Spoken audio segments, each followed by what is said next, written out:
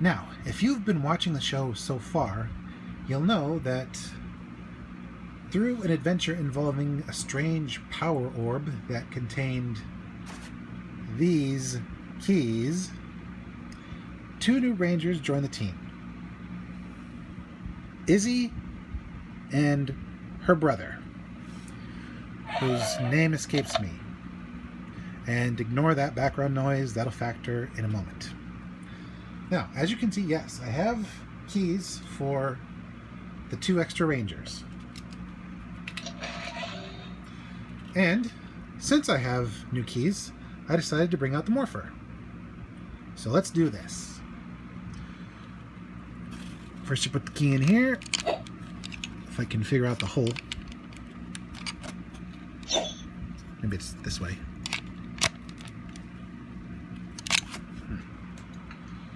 I think that's why the headpieces come off. Let's try that again behind the camera.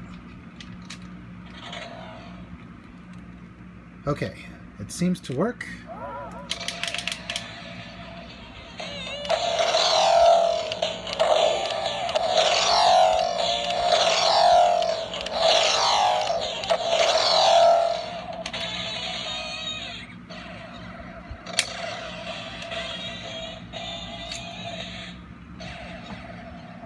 So yeah, that's apparently the Black Ranger's noise.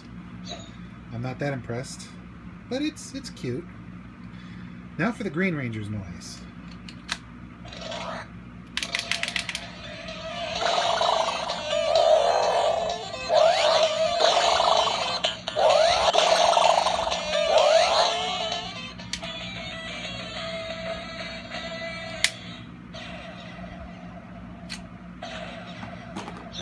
Okay, so the Black Ranger gets a sci-fi noise, and the Green Ranger gets a jiggly noise. That is ridiculous in a way that's pure Power Rangers. And while I do wish the keys did more than just create weird sound effects, it's not the worst. Now, the cheapy versions of the keys are most likely going to be with the individual action figures that don't come out till next year.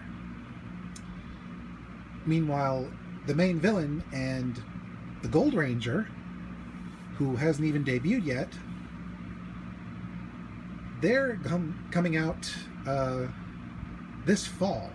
So, yeah. Priorities, Hasbro. I guess they want to market the Gold Ranger first and then bring in the B team. Plus, you can actually get all 5 primary Rangers. All 5 primary Rangers and their swords and their keys and a little belt buckle for storing the keys in a Amazon exclusive pack.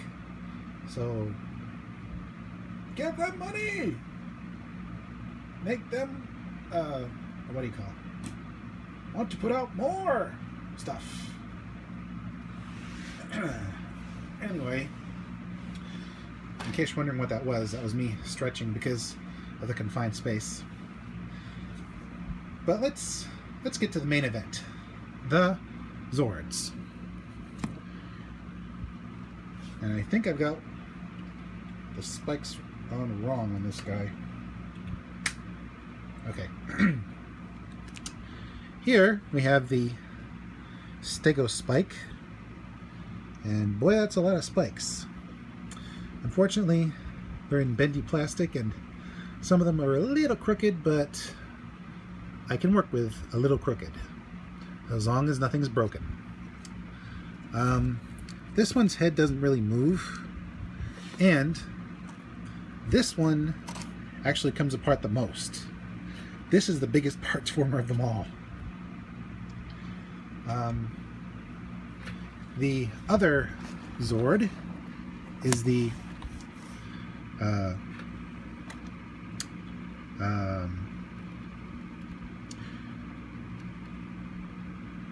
Saber Tooth, Saber Tooth Zord.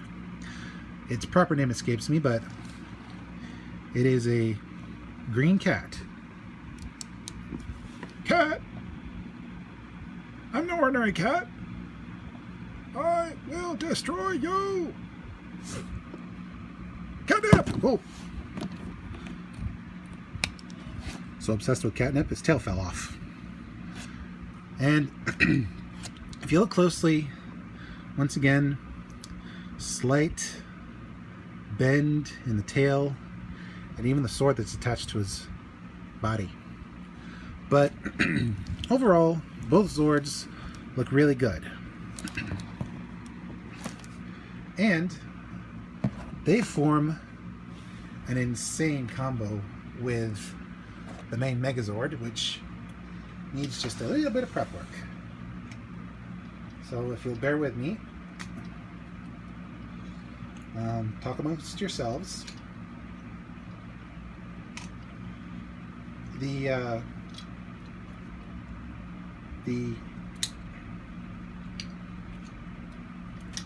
main 3 combo is very cohesive, but the 5 combo is just flipping ridiculous in a way that's classic Power Rangers and at the same time very unfeasible when it comes to practicalness.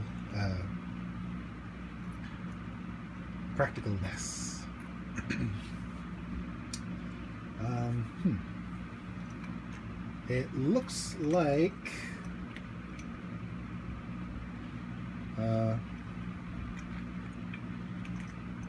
these 2 pieces are set aside.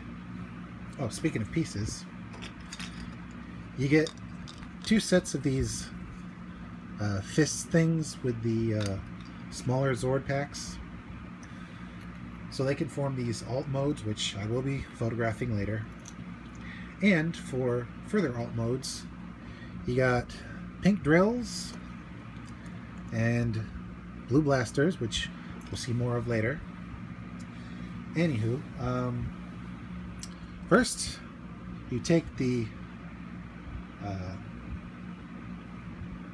Stego Spike and completely rip them apart, discarding various bits and keeping others.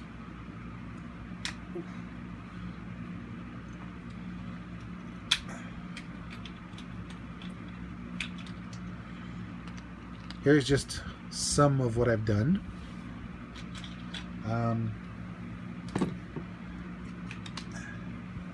Let's see, what's up? What else? Ah, yes. You put these 2 parts together to form a kind of shield. And stick them on one of the leg sections, like so. And attach the T-Rex head to keep it all together, like so. And you can even open up the mouth to make it look more menacing. I've already combined the Tricera and Ankylo sections in the way they're going to be set up. And those go on the left and right shoulder, well, right and left shoulders from its point of view, respectively. And finally, let's see. Ah, here we go. You attach the drill bits to the tail, like so, and that forms a chest piece.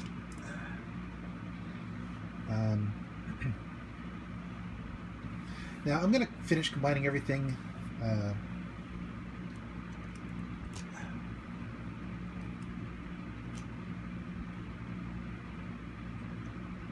I can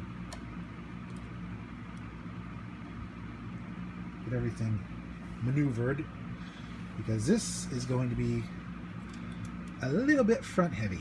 Anyway, let's see. What else? Oh, of course, you got the good kitty. And completely rip it apart. Some of the parts are a little stubborn. Be very careful.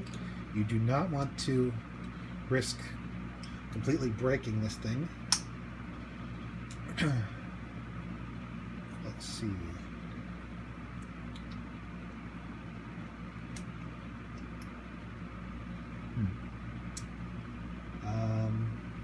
That's interesting.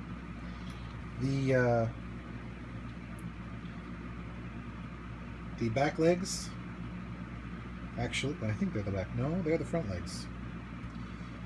The front legs are supposed to have 4 holes here, so you can position the part like so, which is what MGO 316 did, but they actually don't have the same holes. So you got to put it like this and attach that to the arm, the right arm, I should say. Next, you attach the head of the cat to the sword, which again, slightly bent, but towards the end it's bendy plastic, so with a little bit of pressure and a little bit of heat and a little bit of patience, you can fix it. Oh, so stiff. And you got a sword, which goes in the fist. Same fist as the big arm piece, actually.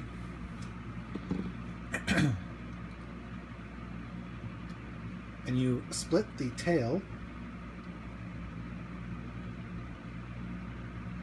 like so, and the bending is a little more prominent with this piece.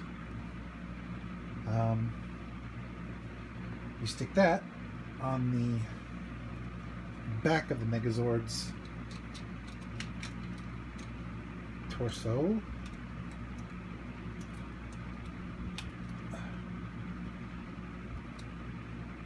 Only using two of the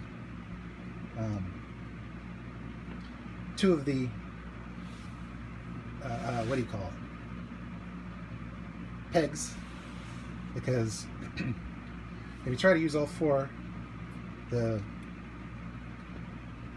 tailpiece is just going to stick the back of the head, or stick in the back of the head. Then you take one of these pieces and stick it where a cod piece would go. Wait a minute. Uh-oh, I just remembered. The pegs where the cod piece should be are actually cosmetic. Luckily, they thought of that. They gave you a slightly smaller and adapted cod piece so you can have it cosmetically look proper. And finally, you stick the big chompin' chonky shield T-Rex head on the left fist, and that. Oof, okay. that is it.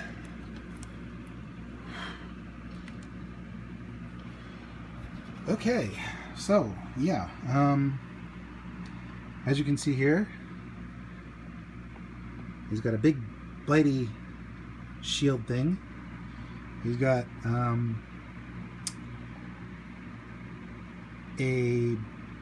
outfit by Madonna. Let's see how many of you get that reference. A big chunky bitey sword, some shoulder articulation, not articulation, some shoulder accent, some back accent, and little tiny feet. And you know what just occurred to me? If I can put this down for a second. Yep. Just as I thought.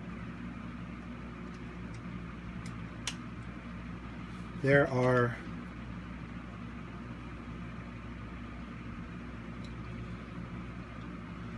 holes on the bottom of the feet, which should allow me,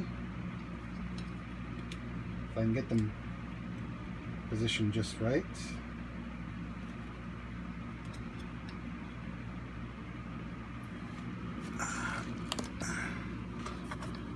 to not only give the Megazord some height, but also to add a bit more stability to the bottom. So, while I don't know if this is the exact configuration that is on the show, display the toy however you want. If you want it in sort of a fighting stance, these big fist boots will help you have that control. And yeah, this is the 5 combo, and it is a cluster F-bomb if I ever seen one. And over here you got some parts left over, which is never a good thing, but in this case we'll make an exception. And overall, the TV version is a little more cohesive, but when have Power Ranger toys ever been subtle? It's crazy, it's messed up, and it is awesome. And with that, we will close out the look at the first 5 Zords from Power Rangers Dino Fury. When next we meet, we'll meet the Zords of Air and Sea, hopefully together at the same time. Until then, this is Mr. J signing out. I'm reminding you, never let anyone tell you you can't be a fan of something from your childhood, even if you're 90. Never stop being a kid at heart. Go, go, Power Rangers!